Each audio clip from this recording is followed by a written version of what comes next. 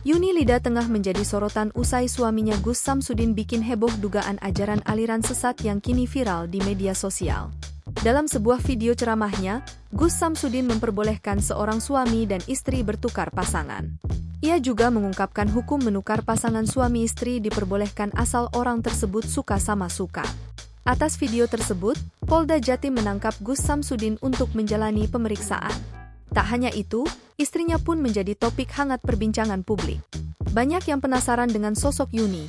Yuni ternyata adalah istri kedua dari Gus Samsudin. Mereka menikah pada Mei 2021 lalu. Sebelumnya, Gus Samsudin menikah dengan perempuan bernama Nyai Ehan.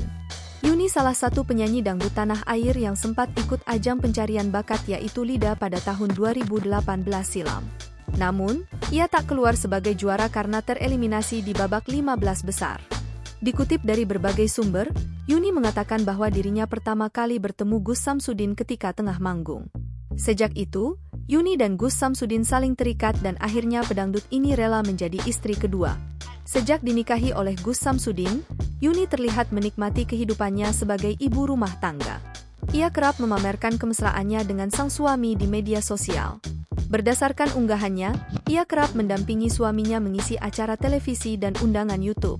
Pernikahan Gus Samsudin dan Yuni dikaruniai satu orang anak. Wanita kelahiran Jawa Timur 14 November 1997 ini pun jadi ibu muda di usia muda yakni 24 tahun.